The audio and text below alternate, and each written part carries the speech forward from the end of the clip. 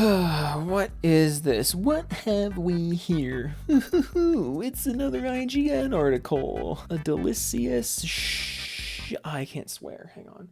A delicious bad IGN article. I feel like when we get to the end of the year, bad articles like this, bad, PC versus console articles exist throughout the entire year. But when we get to the end of the year, when everyone's doing their holiday buyer's guide, that's really when the low effort ones come out. And this was sent to me by a viewer. It's called Gaming PC versus Console. Which should you buy in 2023 by Matthew S. Smith.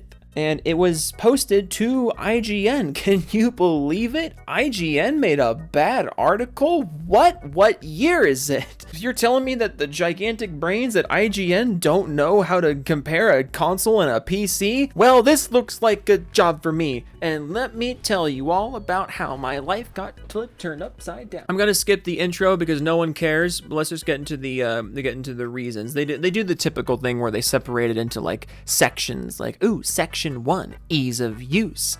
And that's the first section. It's section 1, ease of use. Whoops, how'd I do that? Let's get the most obvious point out of the way. A game console is much, much easier to use than a gaming PC. I don't know about easier, I would say simpler, but I'll let you continue. Modern game consoles are a bit more complex than their predecessors, and users do need to know a bit about HDR, resolution, and refresh rate for the best experience, but PC gamers need to know all that and more. Oh my god, so scary. I have to know what refresh rate is? That's so spooky. Drivers, BIOS updates, hardware compatibility, software conflicts, Windows updates, the list goes on. I say it every time, but drivers are such a fucking non-issue on this platform. Same with BIOS updates. If you're so worried about it, push the button and let the progress bar go and it's done. That's it. Also, I love when people write these articles and they just put words out like software conflicts. Oh, yes, software conflicts. I know what that means. Except no, I don't. And I'm a PC gamer.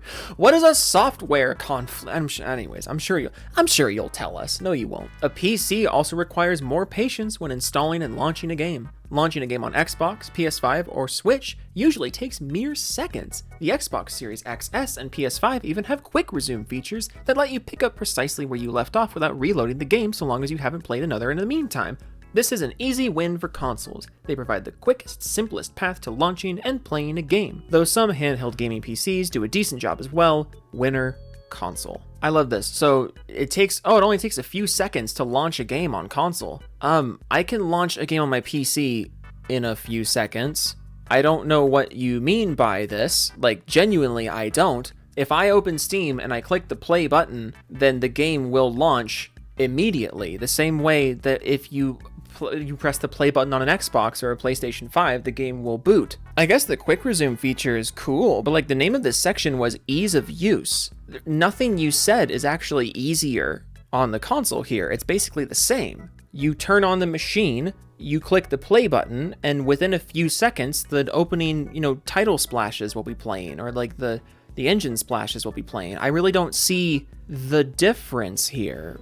But let's just move on, I guess. Section 2 is affordability. This one will be fun. Affordability is another clear win for consoles. It's possible to buy a gaming PC for the price of an Xbox Series X or PS5, but you'll end up with an outdated graphics card that can't handle games designed for modern game consoles. Gamers that can't quite afford the Xbox Series X and PS5 will find fine alternatives in the Xbox Series S and Nintendo Switch. PCs sold at prices comparable to entry-level consoles, on the other hand, usually lack a graphics card. They'll struggle in games that are 5 years old or older. Which, little side note, the older the game is on PC, the easier it's going to be for the PC to run, but that's besides the point.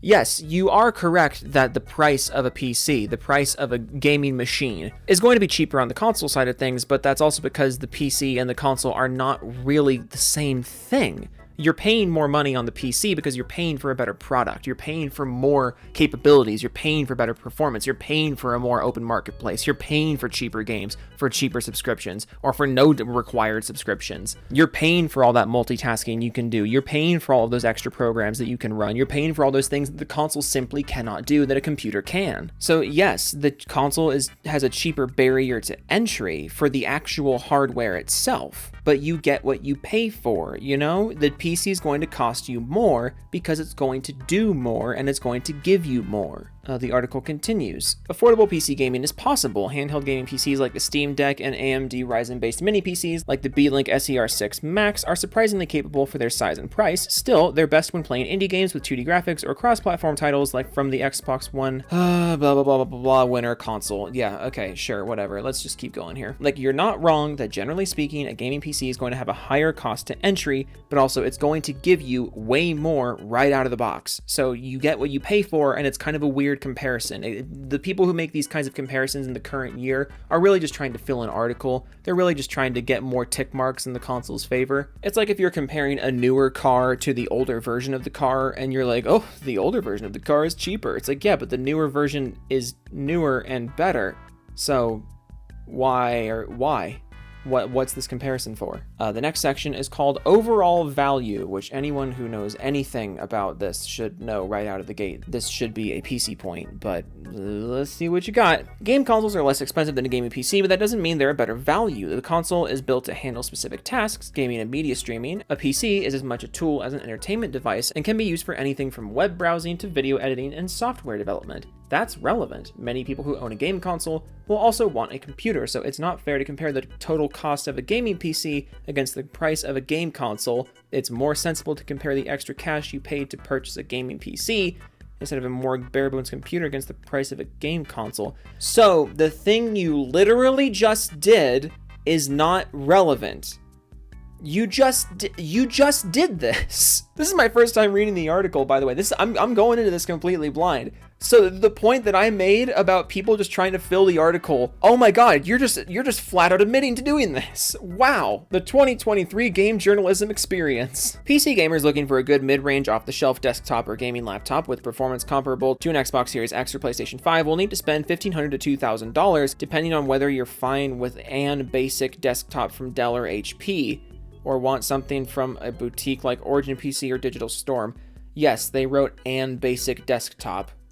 Whether you're fine with an basic desktop. This is IGN we're talking about. Holy shit. DIY gamers can build a console-slaying desktop with an AMD Ryzen 5600X processor and Radeon RX 7800 XT graphics card for under $1,500. But that's still a lot of money. If you need a solid PC for other demanding tasks, you'll need to budget around $1,000 to buy it, which makes the price difference between the PC and console less extreme. And while new gaming PCs are expensive, many popular PC games aren't demanding and don't require expensive hardware. Games like Counter-Strike 2, Dota 2, Team Fortress 2, GTA 5, War Thunder, and Rainbow Six Siege regularly top Steam's charts. All these games are playable even on PCs with an ancient video card like the GTX 1060 or AMD Radeon RX 570. Winner, tie. So let me get this straight. You say flat out in this section that it's not fair to compare the price of hardware because they're doing two different kinds of things, which is true. And yet, you gave the point to the console in the first one, and you make it a tie in the second one. You admit to padding the article with unnecessary and unhelpful comparisons, and not even just that, you still did it wrong. Holy hell. Look, you can absolutely build a console-slaying desktop for under $1,500, that's true. I would argue you could even do it for under $1,000 if you buy parts used and put it together yourself instead of going through someone to build it for you. But again, you are buying a PC because a PC does more than a console. It gives you better performance. It has a more open marketplace. It has cheaper games. It has much better future-proofing options. It has much better hardware upgrade options. It has a almost comically bigger library of games. It has much better backwards compatibility features. It has modding, and modding is beautiful. You are getting what you pay for. You are not buying your way into a streamlined, overpriced corporate gaming ecosystem. You're buying a computer that plays games. It is a weird comparison, and it's not a fair one if you want to do it one-to-one like this. But also, the thing that you just glossed right over is even if you do want to go one-to-one like this, and you do want to compare the absolute lowest price to entry, the Steam Deck exists. Handheld gaming PCs exist. So even if you want to use this dumb, padded, artificial argument, you're arguably not even right about the price being that much higher on PC. But let's just continue.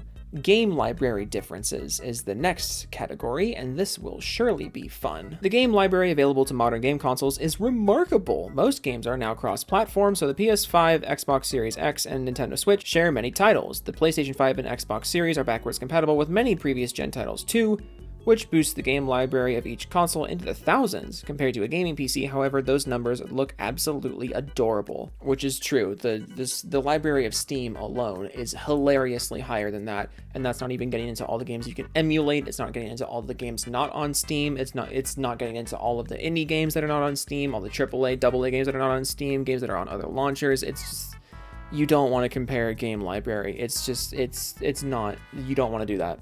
The game library available to a modern gaming PC is a mystery because there's too many to count. An estimate of over 100,000 titles is safe. Over 12,000 games were released on Steam in 2022 alone.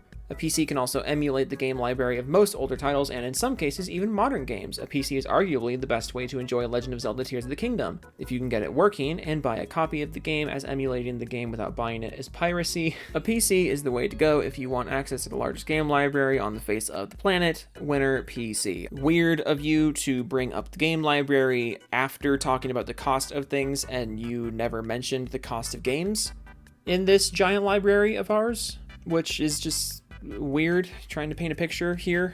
Next category is peripherals. PCs take a similar win in peripherals. From keyboards to flight sticks, mice to VR headsets, there's no shortage of choice in peripherals, and those peripherals can enhance your experience in ways that are difficult or impossible to obtain with a console. Simulation games are an excellent example. The Xbox Series and PlayStation have access to some solid racing wheels like the Thrustmaster and Logitech, blah, blah, blah, blah, blah. And then there's glorified PC peripherals, blah, blah, blah, blah, blah, blah, blah, winner, PC, yeah. The next category is performance and visuals, which they ultimately give to the PC. I'm sorry if I'm speeding through this one. It's not like a usual article response video where the whole thing is garbage. This one is just like 40% of it is garbage, but it's just like comically garbage because it's from IGN of all fucking places. But after that section comes the conclusion, and I just want to go over the conclusion because it wraps everything up in a nice big stupid bow. A PlayStation 5 or Xbox Series X can deliver an enjoyable and visually stunning gaming experience for just $500 and without the fuss and bugs PC games suffer from. First of all, the Steam Deck exists. Second of all, you haven't mentioned bugs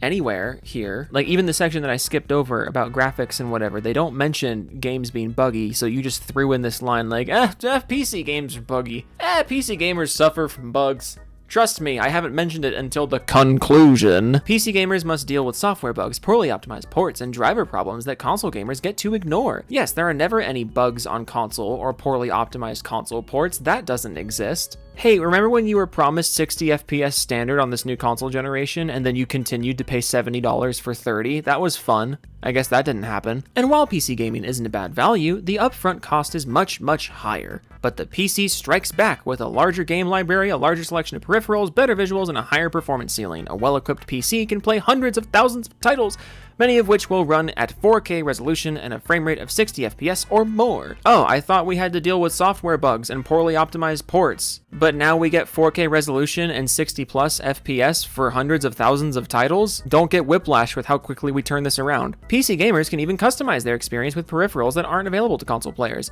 Game consoles are excellent for the price. No, they're not. They're giant plastic paperweights. Get a PC instead. But a gaming PC is the way to go if you want the best experience in the widest library of games. Oh yeah, that's the other thing. You didn't really talk about the kinds of genres that just don't really exist on console. But that's cool. We can throw one line in at the very end of this.